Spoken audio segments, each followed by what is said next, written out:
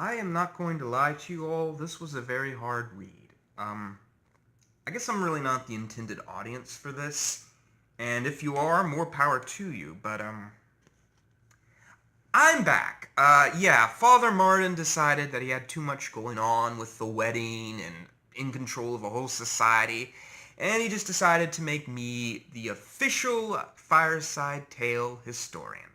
So, tonight I'm going to tell you all a tale about the man in black.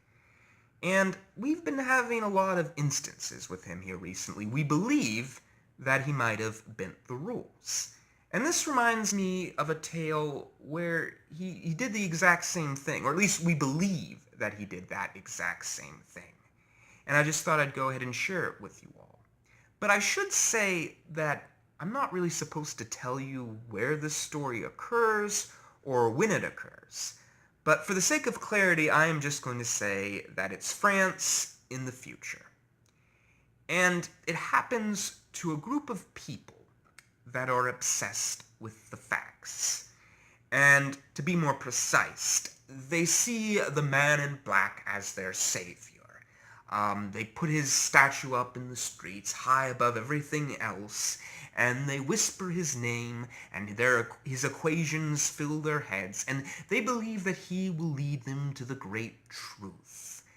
And all of the fairy tales and things like that were just pushed away. They were seen as taboo, that the things that resulted in people getting killed for thousands of years, that they just weren't safe. But the people weren't able to completely get rid of the man in gray, for his influence was still there, just much smaller, and in certain places he could be found. For instance, in the Bastille Opera House. Now, the Bastille Opera House was run by Antonio Bastille, and his father had it, and his grandfather had it. And Antonio himself was a perfect example of the state. He was a very orderly person, liked everything to be clean, and was very good with math. But he did have one weakness, and that was for the Phantom, a spectral that was said to haunt the opera house. And he would often go with the other actors, and they all would sit and discuss it. Antonio often told the story to Caroline, his little girl, who often was sitting there with a teddy bear and would listen to the stories, about how he had seen the Phantom one night. He was sitting on the front balcony, and he looked over, and he saw a floating cigarette and a floating glass of wine, and he could hear chuckling and a voice sometimes saying encouraging words. Well, anyways, he ran out of the balcony and told everyone, but when he came back, it was gone. And Caroline would listen to this with wide eyes, and then Blanche would tell a story, and she would say how she had saw him on the stage, that she had walked out, and he was standing there in the cloak and the steel mask.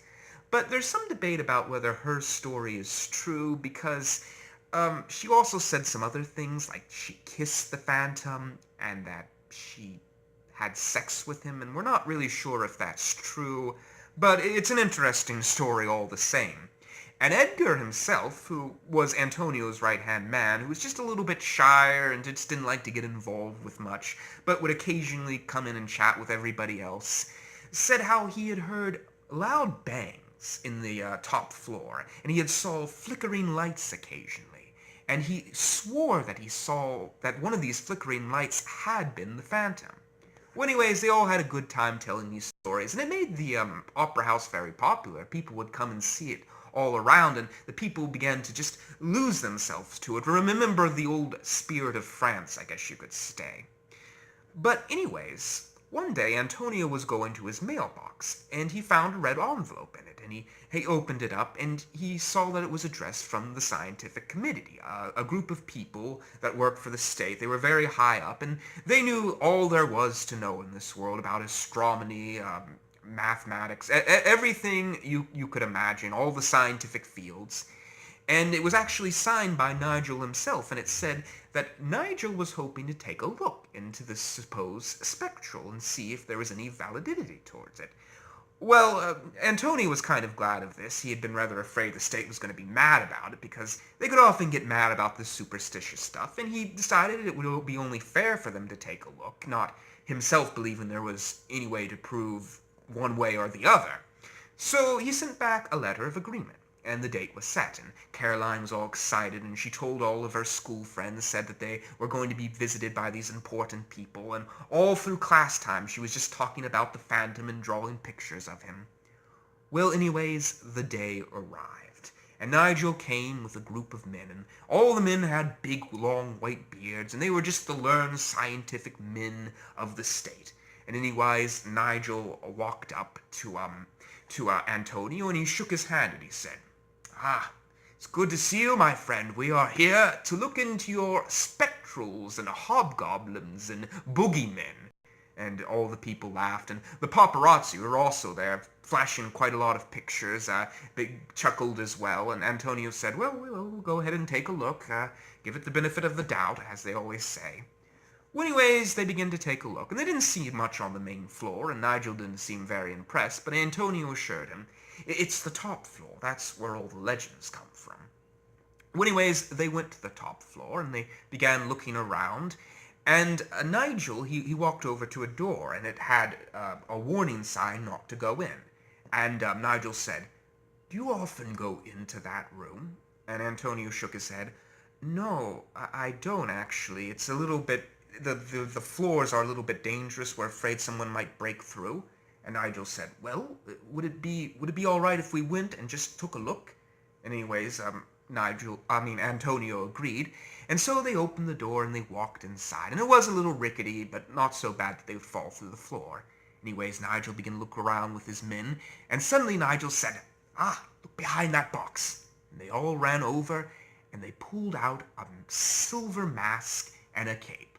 "Well," said Nigel, "here I believe is our Phantom." Anyways, some of the scientific men began to laugh. And then Nigel walked over, and he pointed, "Look over there."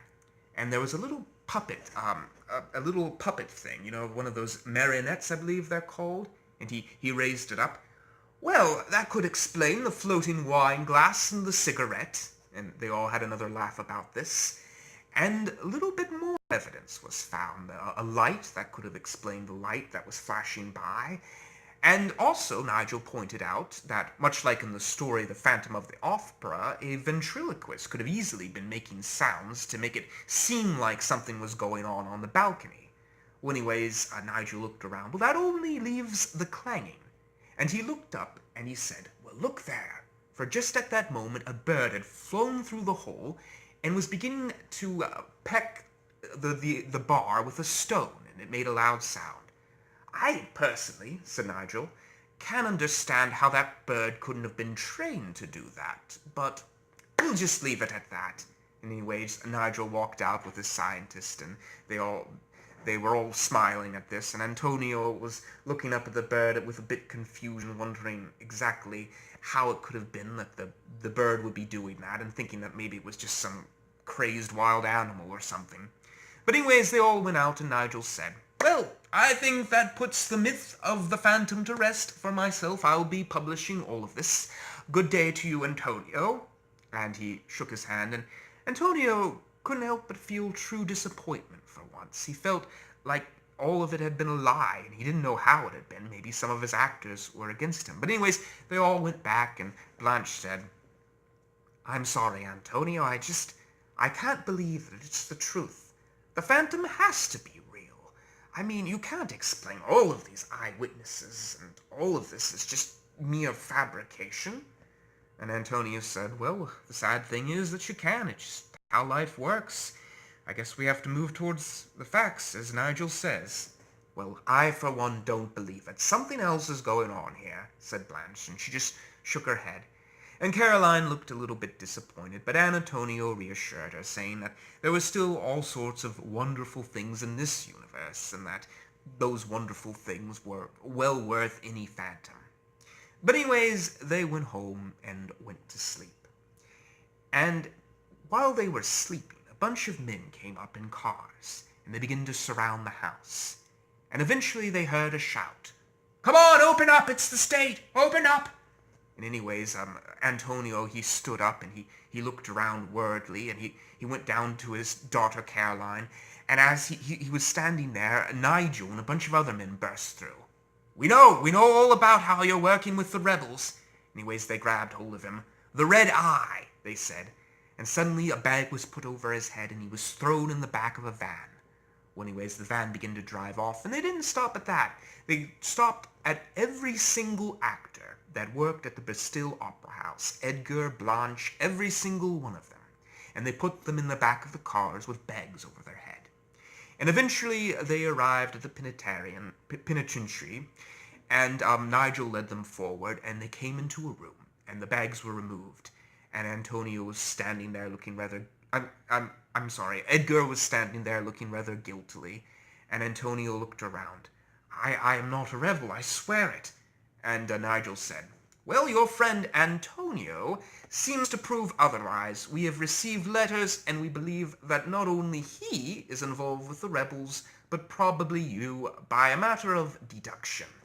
Anyways, Nigel was standing there with a whole bunch of men with machine guns armed, and all the machine guns were pointed at these actors. And Antonio, he said, listen, my friend, we're not all guilty of this. Please, you have to believe us. Why should I believe you? Said Nigel. The man who believes in phantoms, the man who believes in the very things that go against the function of the states. Don't believe that I wasn't skeptical the moment I came in, that I didn't know that the phantom wasn't real. No, I don't know how you did it with all those lights and mirrors and tricks, but I am confident that the phantom does not exist, that you all are a bunch of people searching for something that you can never have. Well, suddenly Blanche yelled, hold on a minute. What do you mean you're confident the phantom doesn't exist? You all proved it, right? You found all that evidence. And Nigel looked at them. Oh, come off it now. I suppose I shall go ahead and have to tell you. We planted all of the evidence. We had to. We couldn't have the people believing in something like that, losing their fate in the state. Yes, the bird was easy enough to train for us, and we were able to find your little area. We were able to get people to talk about it, or rumors and stuff. The place where none of you would walk in because of the rickety floorboards, and just put all the things down there. It was a rather simple matter. And anyways, he put his cigar in his mouth. But I know that the phantom isn't real. It doesn't matter whether we find any evidence or all. The truth of the matter is there is no such thing, and there never will be such a thing. And anyways, Antonio, he stood there. Well, you cannot do this, please. I beg of you. She's only a child. Come on, just believe in the phantom for once. For goodness sakes, it's not a big deal. It never hurt anyone. And Nigel said, oh, I disagree. I think it hurt a great deal many people. And I'm going to make sure that your world is eradicated from this universe, that it never existed. Anyways, he turned to his men. All right, go ahead and fire. But before he fired, Antonio suddenly yelled out, for France and for the phantom. And all the other men yelled, for France and for the phantom. And they began chorusing it louder and louder, and Nigel began to get angry and angry, and he said, fire, you fools, fire! The gunshots went off, and every single one of those actors fell down dead. Caroline with her teddy bear splotted with blood, and Nigel stood over them smoking his cigar, and he said, well, their phantom wasn't here to save them, was he? Well, so much for superstition. And he put his cigar back in his mouth, and he walked home, humming to himself, the equations filling his head with joy. And he made sure that night to be very special to himself. He got himself a nice massage and had some caviar and some very nice food and nice drink, and I do believe that he didn't feel guilty at all, not a single iota. But as he sat there drinking and humming a little song to himself, he looked over and he saw a man standing there. And the strange thing was, he hadn't let this man in, and the man hadn't been there only a second before. And the man was dressed all in black, and he had a sort of weird smile on his face. And Nigel, he stood up. "Well, I think I know who you are." And the man nodded his head. "That's right, Nigel. I am the man in black, the one that is in control of all the order in the universe. And my friend, I must say, you have followed my commandments brilliantly." Anyways, Nigel, he nodded his head. "Oh, yes, I've done a very good job. I have believed in you through and through, and the state has believed in you. And look at what better of a world we have made." And the man in black said, "Oh, you believe you have created a great world from me?" And Nigel said, "Yes, this world is perfect. Why, it is a world where no matter how cruel or evil you are, you can still rise to the highest power. And there is a beauty to that fairness. There's a wonder to it." And anyways, the man in black looked at Nigel, and there was a silence between the two of them, as if they both understood each other perfectly. And then the man in black almost seemed to move away from Nigel for a moment, doing something that I didn't even think was possible for him to do. He said, "My friend, the facts that you so greatly believe in are not perfect. The world of science isn't perfect. And you holding yourself up to these things so much against everything else is not the correct way to view the universe." And Nigel looked at him. But the facts are always going to lead us to the right answer. "The facts can lie too. Groups of scientists can lie too," said the man in black. "They can make mistakes. People can believe things because a whole group of people believe things. They can manipulate the facts to serve their own purposes. Even the world of facts cannot lead you to greatness, as much as I hate to say it." But Nigel just shook his head. No. It's the only way. I mean, we have to believe in something. My friend, I invented this universe with all sorts of different ideas in mind. Ideas of superstition, ideas of facts, and all of these things are very instrumental in human development. All of these things can be a part of this world, not just one. And yes, I do wish to kill my brother, destroy him, but the mind frame of people, the belief in these sort of things, I am not entirely against. I allow them to exist because they have to exist and because they need to exist." Anyways, Nigel, he just shook his head. "No, I don't believe you. The world of facts will always prevail, even if you don't believe in them." Anyways, Nigel, he took his cigar. "I will always love you, man in black, till the end of days. You, I truly believe, are the great truth. And that would be the perfect world." Anyways, Nigel walked back to bed. The man in black stood there, looking down, and he seemed to be thinking to himself. And in that moment, the man in gray popped into the scene, rather unexpectedly, as he is bound to do. And the man in gray smiled at the man in black. "Well, my friend, could I be of service?" And that grin that the man in gray gave was probably one of the most wicked grins I think anyone would have ever seen in this entire world. Well, a couple of nights passed, and the Bastille Opera House was reopened as the Nigel's Opera House. That was the sort of personality Nigel had, very condescending. Anyways, a bunch of learned men came, and the people came, because the people had heard about how Antonio and them were all for the rebels, and how the whole Phantom thing was just fabrication. Well, anyways, Nigel sat down with the groups of learned men, and they sat there chuckling to themselves and discussing this new play, which was going to be King Lear, which Nigel pointed out was a very historical tale and had been proven by their chroniclers to be based on facts that William Shakespeare was able to find. Well, anyways, as they all sat there getting ready for the play, the actor came out and explained how it was all going to work and how they were going to tell a real history tale for once at the Opera House.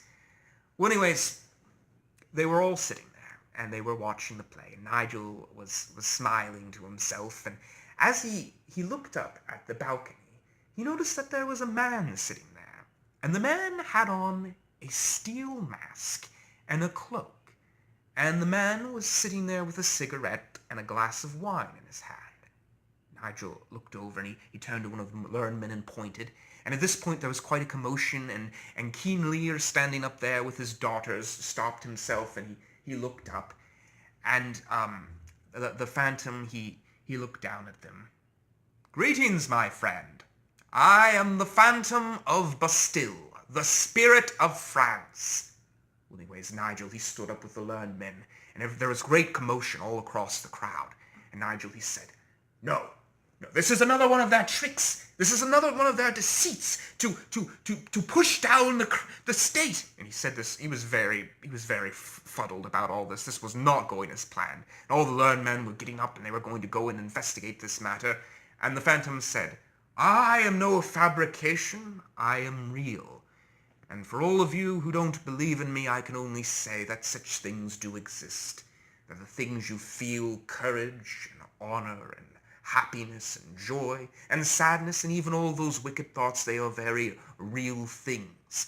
And that your friend here is just pushing you away because he doesn't want to believe in something that is beyond even his little comprehension, that he doesn't find safe. But no, the spirit of France is real, and the people can stand up right now and fight back against this tyranny." And anyways, all the people began to stand up, and there was quite anger across the crowds. And just then the Phantom smiled. "For France!" And suddenly he raised up his hands, and spirits, ghosts, appeared across the theater. And they were the spirits of Antonio and of Caroline and of Blanche and of Edgar. They were all there. And Antonio grabbed hold of the old wise men by the beard and lifted them up and stuck them on the top of the, I don't know what it's really called, but it's like the ceiling, I guess you could call it anyways.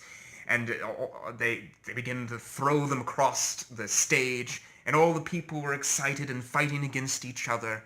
And somewhere maybe the man in black and man in gray were standing watching this and being rather amused, but there's not really much evidence of that.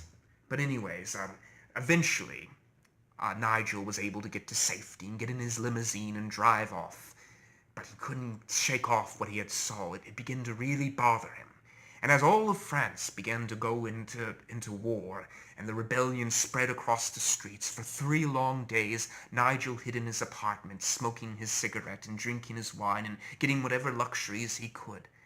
But eventually, they came for him, the rebels, and they broke open through the doors, and he was sitting there in his top room, and he was looking around, and his mathematical equations were scrawled all across the walls and the floors, and he sat there, and he was muttering them to himself. And as they came up and they had their guns pointed, Nigel had his own gun pointed, and he put it up to his head, and he said, "Yes, finally I understand it. It is utterly perfect. The bullet, the trajectory it will go through, the steel will hit into my head, and it will kill me, and everything will fit, everything will make sense." And suddenly he pulled the trigger and fell down dead, finally at peace in his world of facts. And I suppose I will say that France ended up having quite a reawakening after that. But that is all the time I have for tonight. What do you all think? Do you think maybe the man in black allowed the man in gray to wreak his nonsense, so that the man in gray was just able to slip through? I'll leave it up to you. But as always, sweet dreams and good night from the